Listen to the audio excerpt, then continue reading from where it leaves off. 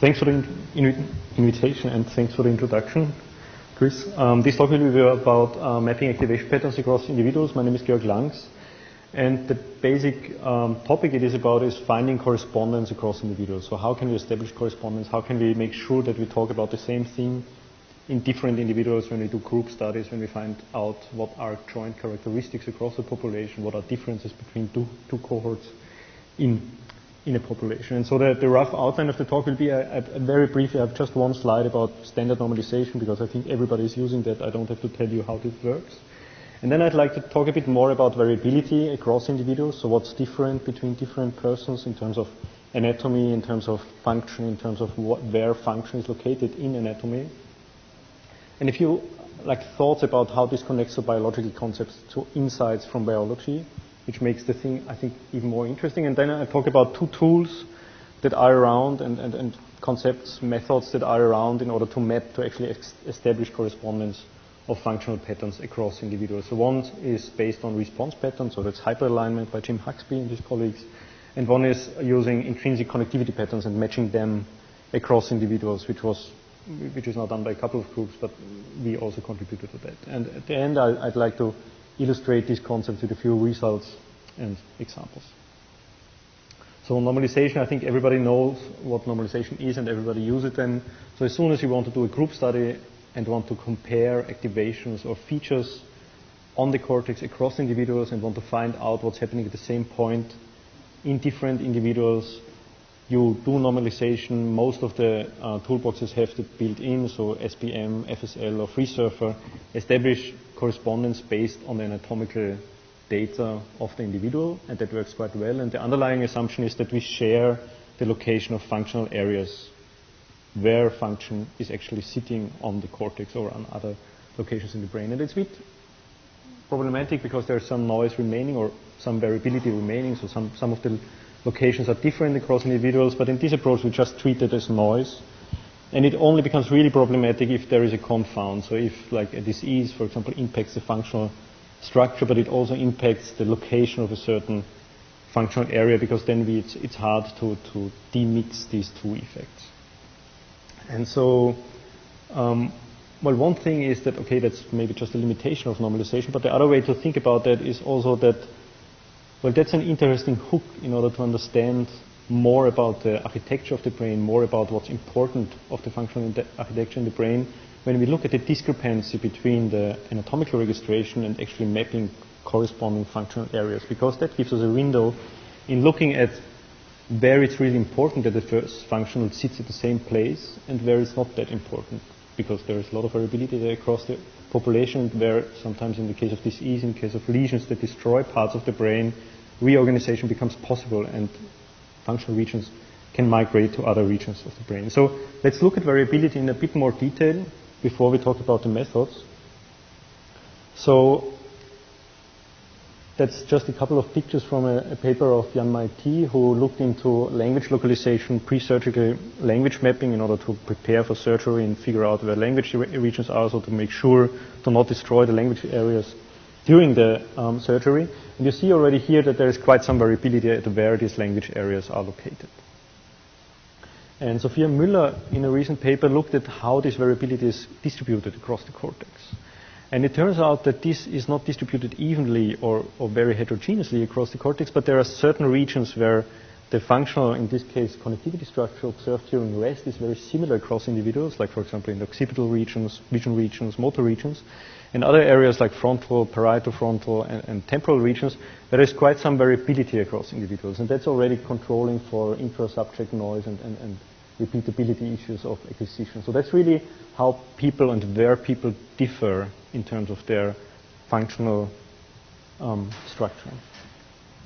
Now keep that in mind a bit, this map. This is just a very quick experiment we did on Human Connectome project data. We just used the localizer maps for motor and for language on a couple of subjects.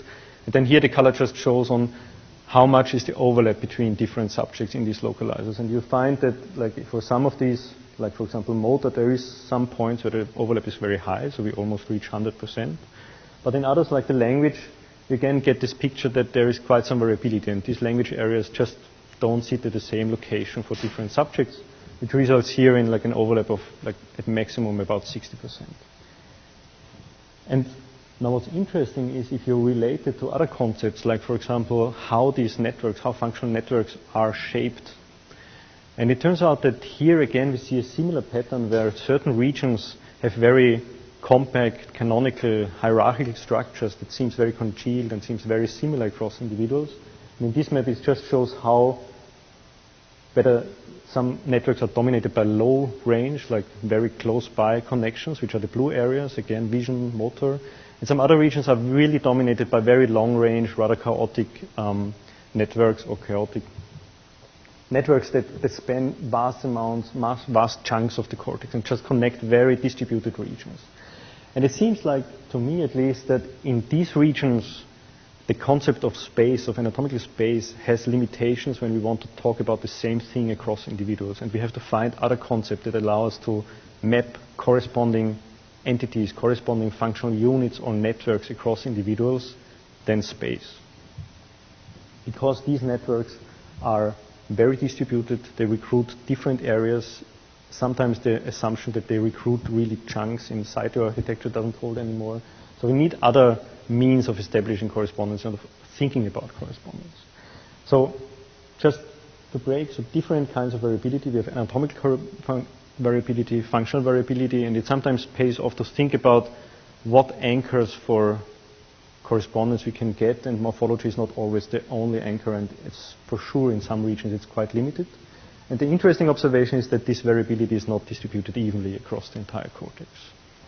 And so when we think about correspondence, and that will be what the rest of this talk will be about, we have to think, I think, at least about alternatives to morphology in order to establish correspondence. We have to think about different concepts that allow us to match similar or equivalent patterns across individuals, especially if you're interested in MVPA and fine-grained response patterns or fine-grained distributed markers that pop up all across the cortex, then sometimes space has limitations in how helpful it is. And so we have to think about other things, and people are doing that. And two approaches I'd like to show you are how you can establish correspondence based on response patterns. So that's hyperalignment by Jim Huxby and his colleagues, and many of the derivatives of that. And another one is about how to, if you don't have any stimulus, or if you want to stay independent of stimuli for guiding your correspondence for some statistical reason or for some questions that you want to ask, how you can use actually the intrinsic connectivity, or like basically signal correlation patterns that span the cortex in order to establish correspondence. Both of them are pretty much decoupled from anatomy. And before we do that, I'd just like to point out two connections which I think are pretty interesting. So one is, if you have in mind the map I showed you before about the long range versus short range connections and the high variability versus low variability regions of the cortex, they look very similar to this map, but this map doesn't show anything about functional connectivity. It actually shows the amount of cortical inflation that happens between macaque monkeys and humans. And it basically illustrates that these blue regions in this graph are regions that are fairly, let's say, older in evolution, and the yellow and red ones are basically pretty modern regions in the evolutionary timing. So these are the regions where high-level complex cognitive abilities of humans are sitting. And these are also the regions where we have high variability. And these are also the regions that consist of very wide-spanning networks that basically recruit very distributed, fine-grained nodes across the entire cortex. And just as a side note, so we were interested, well, evolution, that's very close to development. So if this is also mirrored in very early brain development, so we looked at fetal brain imaging data, and Andras Jakob figured out a pipeline that allows you to analyze functional MRI data in fetuses, even though they are moving quite a lot and they don't hold still. And it turns out that when you look at these functional connectivity patterns in fetuses and look at the timing about when they start to synchronize, when they start to pop up, and when they start to be stable across a population, also within the individual, you again see a very similar pattern. And that's just a side note, but I think it's interesting and instructive that again here the occipital regions kind of pop up first, and then you get temporal, frontal, and parietal regions. So you have a very related pattern of how different regions emerge, how different networks emerge. And so I think what the rest of this talk will be about is the regions that pop up late, that reflect very high level cognitive abilities, and that are actually the ones where we need alternatives to spatial registration. Okay, so I'll talk about, that's just a graph, that this timing is very stable. One last bit where this is really relevant is, of course, in pathology. So as soon as you are comparing cohorts with different diseases or lesions that destroy part of the brain structure, you really need, to separate the effects these diseases or these lesions have on the spatial distribution and the effect they have on the actual functional network characteristics that you're looking at. So that's just one other example where this decoupling is relevant. So I'll talk about two approaches. One is where we use response patterns to align patterns across individuals, and the second one is where we use intrinsic functional connectivity to align patterns. So the first approach is by Jim Huxby, and it's hyperalignment, and I think most of you are at least familiar with the term. So I'll go very briefly through the main concept. So the basic idea is Jim Huxby conducted vision decoding experiments, and when you record the response to different stimuli or like a sequence of stimuli like a movie, over time you get response in, let's say a couple of thousand voxels. So these are the columns here. And then you do that over time, and when you decode, like when you train a classifier that tells you the stimulus category from that data and try to apply this classifier to a new person, then you're really out of luck because that never really works out. And the reason is that these fine-grained voxel spaces, like the same thing is just not happening at the same voxel across different individuals.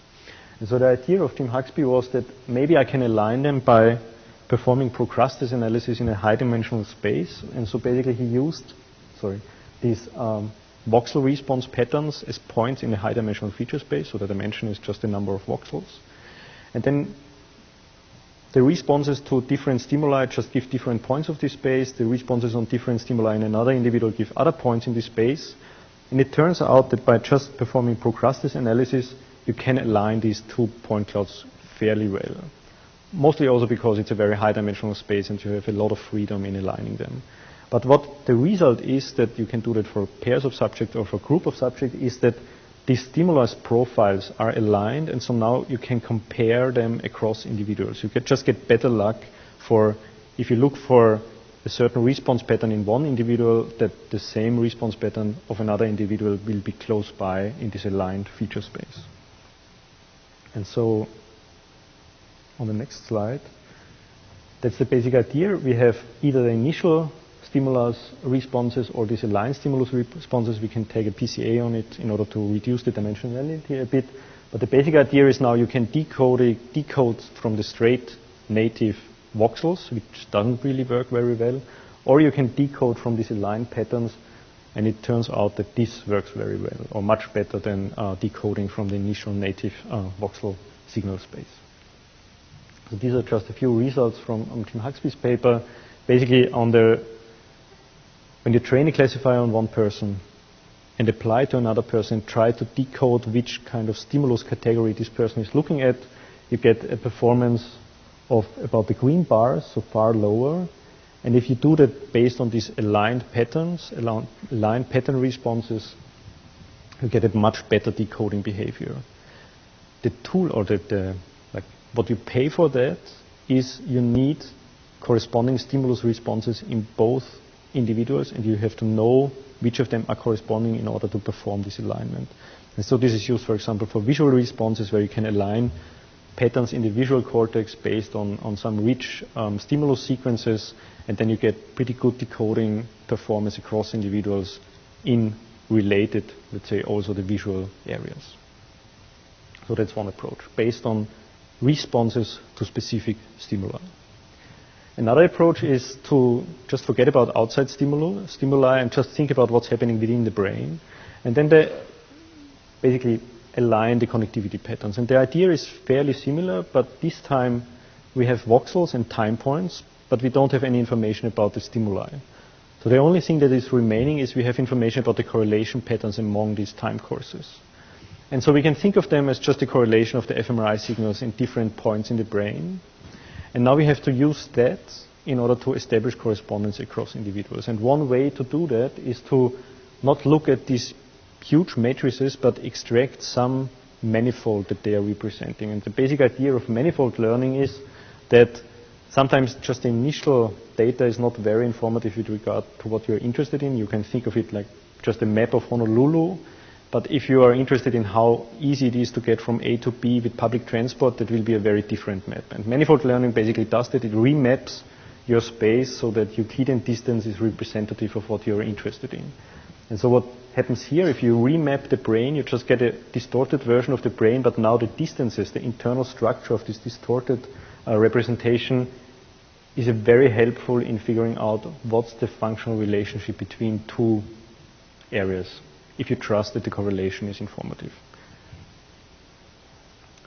So two areas, no matter where they are in space, if they're functionally related, if they're highly correlated in their signal behavior, they will end up very close by in this space.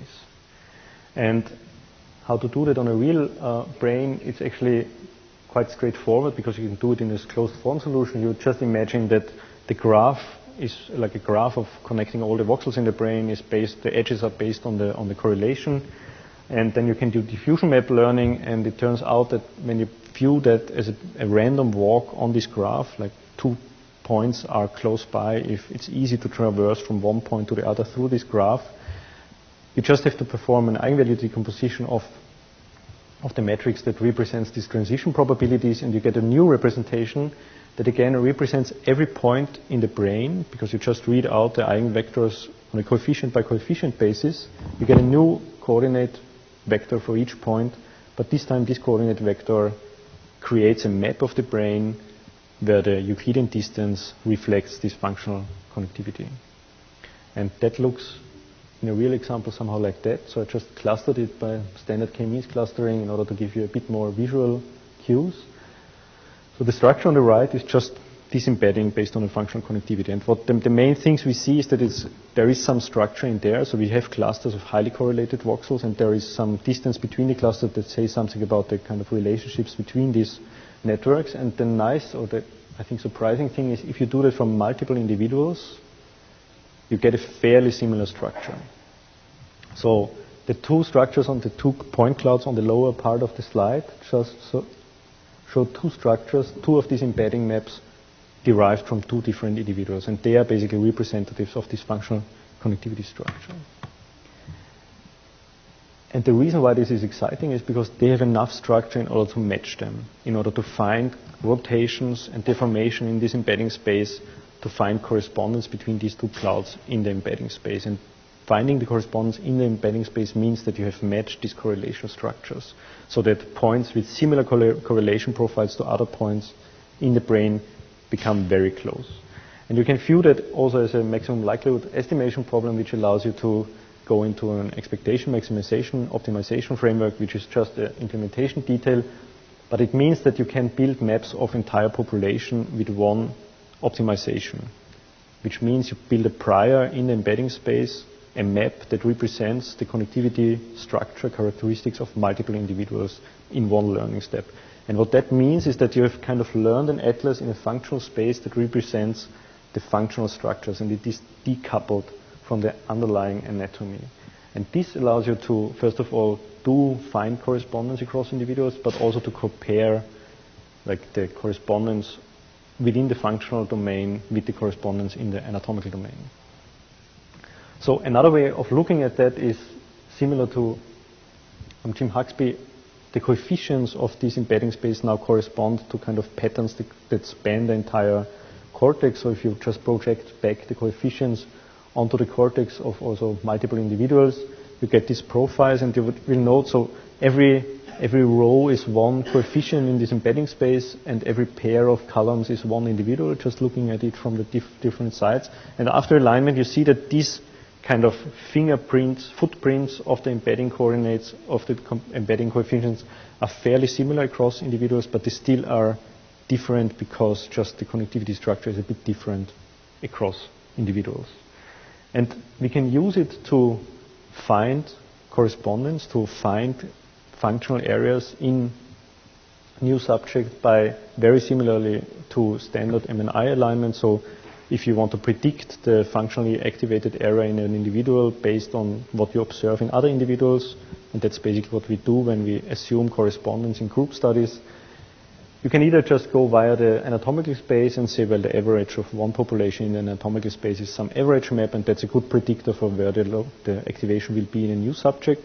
Or you just project everything into the functional space and then do the prediction there, where you basically say, well, all the activated areas land in one specific point in this functional space, and now I look where, from my new subject, where these points are kind of projected to in this functional space. And then I just transfer my activation labels there. And it turns out that it's, at least in some regions, much more accurate and much more sharp compared to anatomical alignment. And so the remaining few slides are just showing a few of the examples. So similar to hyperalignment, what's the accuracy of these predictions, what can we do for studies, and what are the implications and what are the open questions that remain in these kinds of approaches. So the first thing you can try, of course, is this helpful for matching accurately activations across individuals? And so this is a study where this was done as pre-surgery language localization.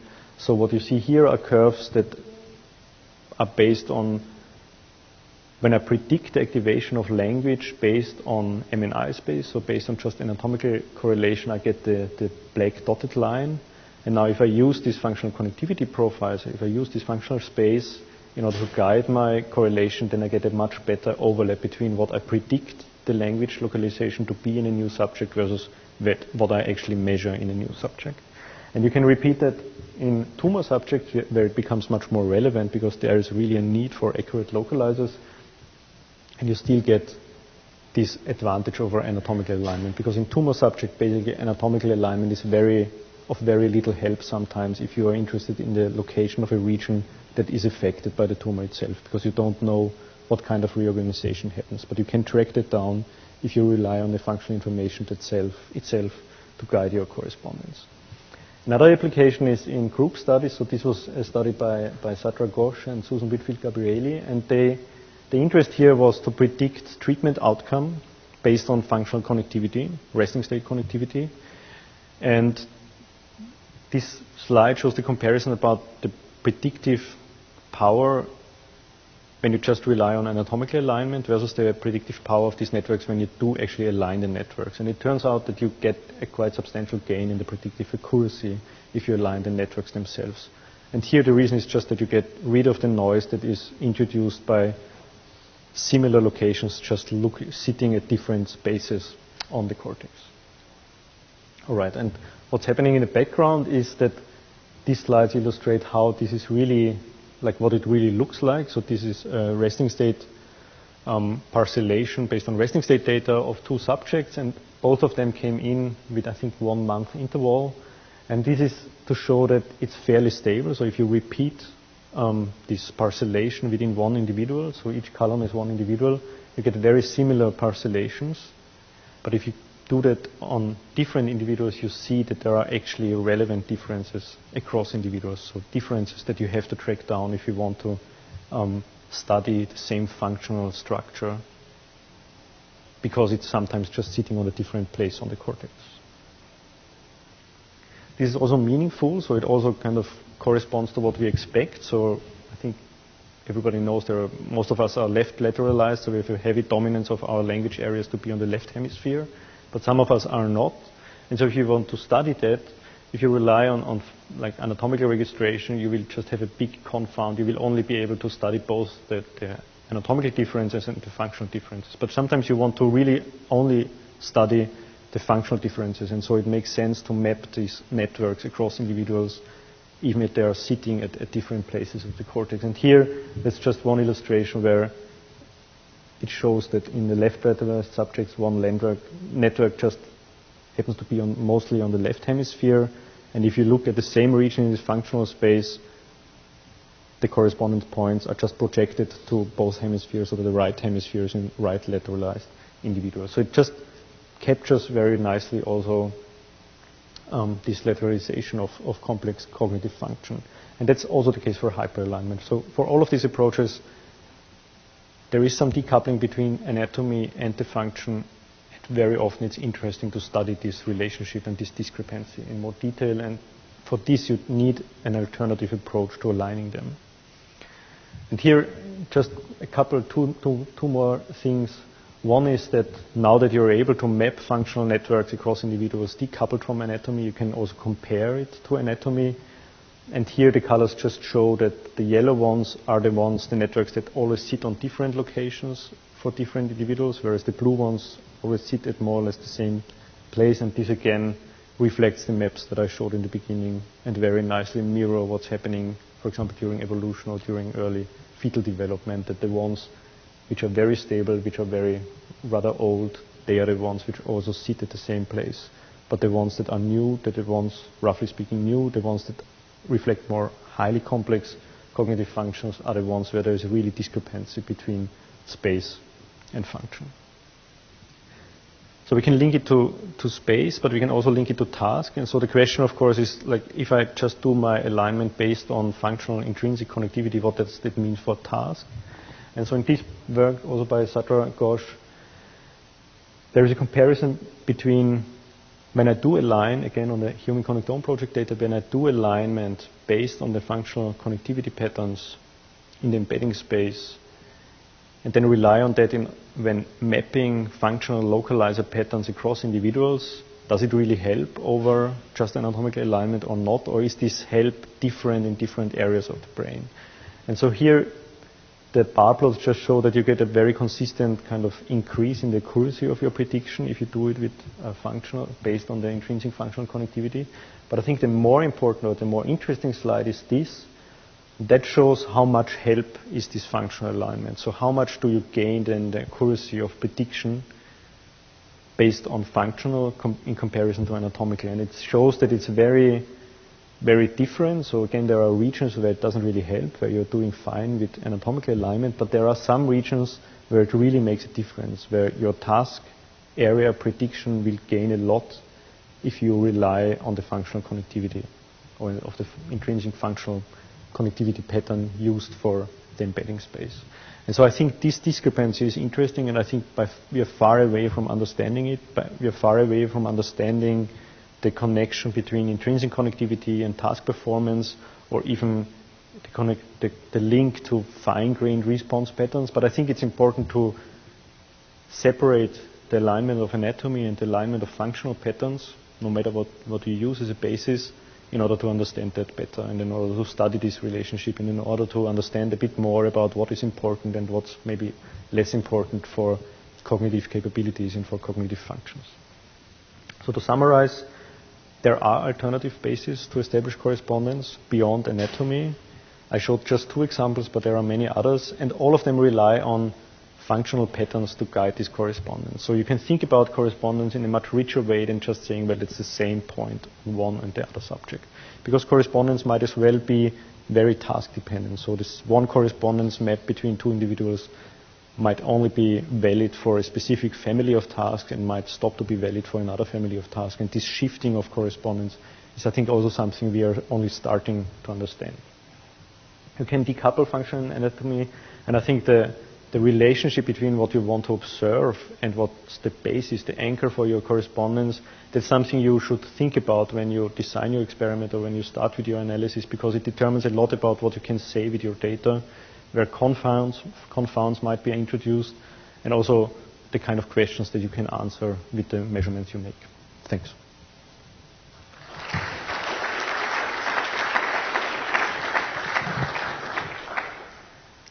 Are there any questions?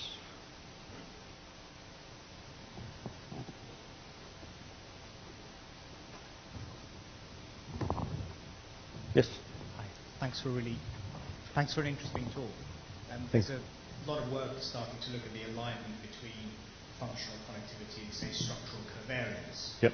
So I was wondering if you tested whether, if you realign the surfaces based on these functional connectivity patterns, do you increase the structural covariance you see at a population level? All right, I didn't test it, no. But I think, like, so in the paper of Sophia Müller, there are some results about also salsification, duration, about how the geometry co-varies with the functional connectivity structure. So I think that's one paper where some of this is reported, but we didn't do it. But of course, it's a very interesting avenue. Thanks. Hi, I was very interested in the tumour identification process. Is that corresponding the tumour tissue with the contralateral lobe or the study average of healthy tissue? So you mean the curves or the? A lot of the discussions today have been about the same anatomical location between subjects, but lesions can happen anywhere. I'm just wondering how you identify that, considering. Okay, thanks. Yeah, so that's a good point. So the study population here was selected for lesions in the language areas, so either frontal or temporal or more temporal. So that was just a selection bias of the population. The population this was a very small population. We just wanted to see whether we would be still able to match the regions even if they have migrated somewhere else.